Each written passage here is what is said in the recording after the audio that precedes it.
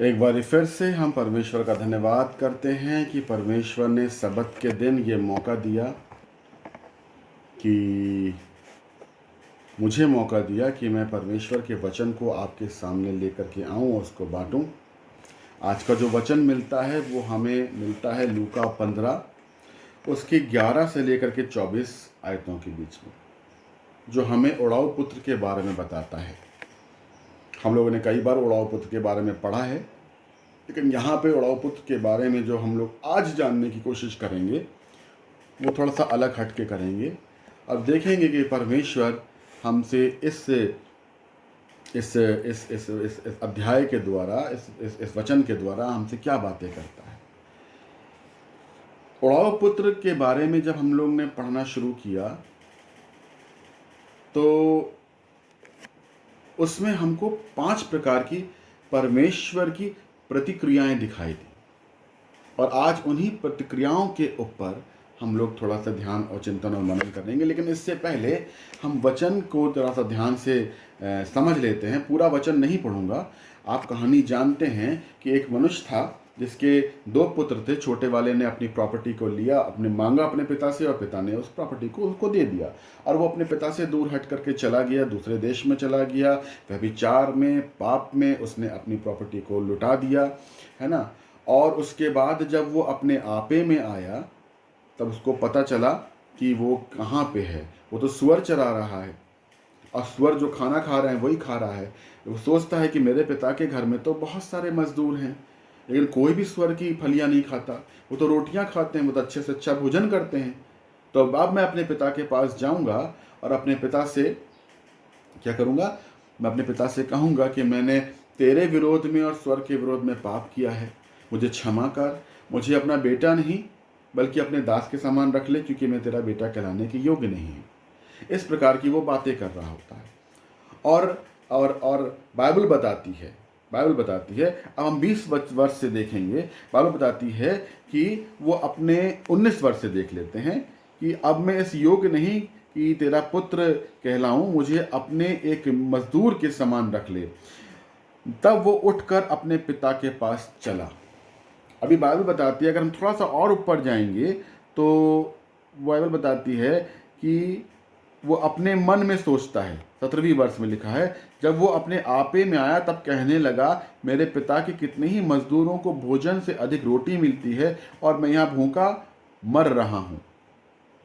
अब मैं उठकर अपने पिता के पास जाऊंगा। अब मैं उठकर अपने पिता के पास जाऊंगा। और वो ये मन में सोच रहा होता है और उठता है और अपने पिता के पास जाता है। और पिता यानी कि परमेश्वर, हम पिता की बात नहीं करेंगे, हम परमेश्वर की बात करेंगे। एक ऐसा मनुष्य है जो परमेश्वर की उपस्थिति में है, परमेश्वर से बहुत आशीषें उसको मिली हैं, लेकिन किन्हीं कारणों से उसका जीवन बदल गया है। वो शैतान में चला गया है, वो गंदगी में चला गया है, वो पाप और व्यभिचार में चला गया है और नाना प्रकार की गंदगियों से घिर गया है। अब वो अपने आपे में आया है और वो अपने आपे में जब आया है तो वो पिता के पास जाना चाहता है, माफी मांगना चाहता है, फिर से पिता के साथ एक संबंध क्रिएट करना चाहता है। और जब वो ये सोचता है कि मैं पिता के साथ संबंध क्रिएट करूंगा तो पिता की 5 प्रतिक्रियाएं होती हैं।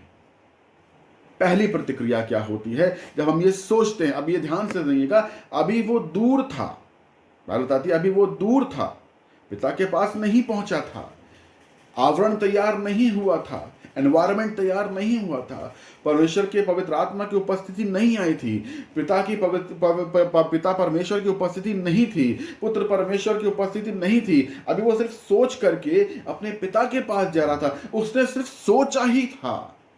लेकिन बाइबल बताती है कि परमेश्वर हमारे सोचने से ज्यादा करता है। हम जो सोचते हैं उससे ज्यादा बढ़ के करता है।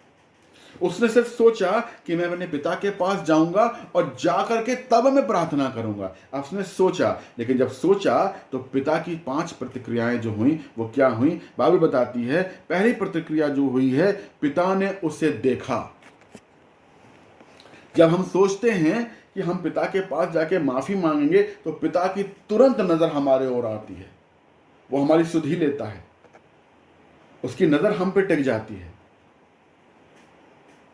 और जब वो देखता है हम लोगों को, तो दूसरी प्रतिक्रिया जो वो करता है, वो तरस खाता है कि मेरे बेटे की क्या हालत हो गई है, मुझसे अलग होकर मेरा बेटा कैसा हो गया है। तीसरा, वो दौड़ता है, परमेश्वर दौड़ता है। पुत्र चल रहा है, परमेश्वर दौड़ रहा है। मनुष्य चल के पिता के पास आ रहा है और परमेश्वर दौड़ के उसके पास जा रहा है। चौथी प्रतिक्रिया, वो अपने बेटे को दौड़ के जाता है और गले लगा लेता है। परमेश्वर हमें गले लगा लेता है। 4 प्रतिक्रिया। और 5वीं प्रतिक्रिया क्या होती है कि वो उसे चूमता है। स्टार्टेड किसिंग, अपने बेटे को प्यार करने लगता है, उसको चूमने लगता है। तो जब हम परमेश्वर की उपस्थिति से दूर हो जाते हैं, तो हमें परमेश्वर और ये सोचते हैं कि अब हमें वापस पिता के पास आना है, हमसे गलती हो गई है। ये सोचने भर से पिता हमें 5 प्रतिक्रियाओं से हमारा हमारा हमारा हमारा वेलकम करता है। 5 प्रतिक्रियाओं से। पहली प्रतिक्रिया क्या होती है कि वो हमारी ओर देखता है, हमारी सुधि लेता है। दूसरी प्रतिक्रिया क्या होती है, देखने के बाद वो हम पर तरस खाता है। तीसरी क्या होती है, वो दौड़कर हमारे पास आता है। चौथी प्रतिक्रिया क्या होती है कि वो हमें गले से लगा लेता है, चिपटा लेता है, हक करता है हमें। और 5वीं प्रतिक्रिया क्या होती है कि वो हमें चूमता है। चूमने के बाद, हक करने के बाद, दौड़ने के बाद, सुधि लेने के बाद, तरस खाने के बाद, अब हमारी प्रार्थना शुरू होती है। हमने सोचा, पिता ने 5 प्रतिक्रिया दे दी, अब हमारी प्रार्थना शुरू होती है। और प्रार्थना क्या शुरू होती है, वो हमें मिलता है। क्या मिलता है? 21वें वर्ष में पुत्र ने कहा, 21 वर्ष में लिखा हुआ है, पुत्र ने कहा, पिताजी मैंने स्वर्ग के विरोध में और तेरी दृष्टि में पाप किया है, अब मैं इस योग नहीं रहा कि तेरा पुत्र कहलाऊं। हमने प्रार्थना करी कि प्रभु गलती हो गई मुझसे, अब मैं इस योग नहीं कि मैं तेरा पुत्र कहलाऊं, मुझे अपना दास रख ले। पिता ने कोई प्रतिक्रिया नहीं करी। पिता ने सिर्फ ऑर्डर किया अपने दासों को, जाओ पहला काम करो, इससे अच्छे से अच्छा कपड़ा पहनाओ। हमने सिर्फ प्रार्थना करी है पिता से, मुझसे गलती हो गई, मैं तेरे पास आया हूं प्रभु। पिता ने कहा, जाओ इसे अच्छे से अच्छा कपड़ा पहनाओ। दूसरा क्या ऑर्डर देता है वो अपने दासों को, इसे झट से झट अंगूठी पहनाओ। अंगूठी पहनाने का अर्थ ये होता है कि ये मेरा पुत्र था और अभी भी है। अंगूठी पहनाता है और फिर उसके बाद क्या कहता है, इसके पाँव में मेल मिलाप के सुसमाचार के जूते पहनाओ। समझे आप? समझे आप? जब कोई इंसान या मनुष्य परमेश्वर की उपस्थिति से दूर हो जाता है और जब वो अपने आपे में आता है, अपने गुनाहों से माफी मांगकर रिपेंट करता है, तब परमेश्वर सिर्फ सोचने भर पे 5 प्रतिक्रिया करता है। वो देखता है, सुधि लेता है, तरस खाता है, वो दौड़ करके हमारे पास पहुंचता है, हम सिर्फ चल रहे होते हैं, वो हमें गले लगाता है, हमें बहुत चूमता है। उसके बाद हमारी प्रार्थनाएं, हमारे रिपेंट से भरी हुई प्रार्थनाएं, हमारी क्षमा से भरी हुई प्रार्थनाएं कि प्रभु हमें क्षमा कर दे, शुरू होती हैं। पिता हमें कोई उत्तर नहीं देता। पिता क्या करता है, अपने दासों को बोलता है, जाओ इसे अच्छे से अच्छा कपड़ा पहनाओ, इसे मेरी अंगूठी दो, ये मेरा पुत्र था, है और रहेगा।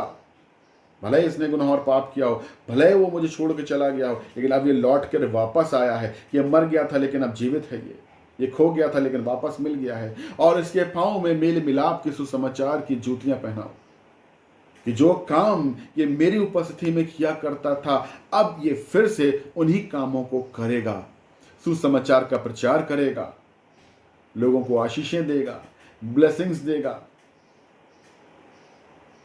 और मेरी आराधना स्तुति करेगा। तो मेरा विश्वास है प्रभु कि जनों कि आपने आज ये जो वचन को सुना है, मुझे विश्वास है कि एक अद्भुत तरीके से सुना है। परमेश्वर की 5 प्रतिक्रियाएं और परमेश्वर के 3 वो कार्य जो वो हमारे जीवन में करता है, मैं आपका धन्यवाद देता हूँ और परमेश्वर का धन्यवाद देता हूँ। सारा आदर और सारी महिमा परमेश्वर को मिले।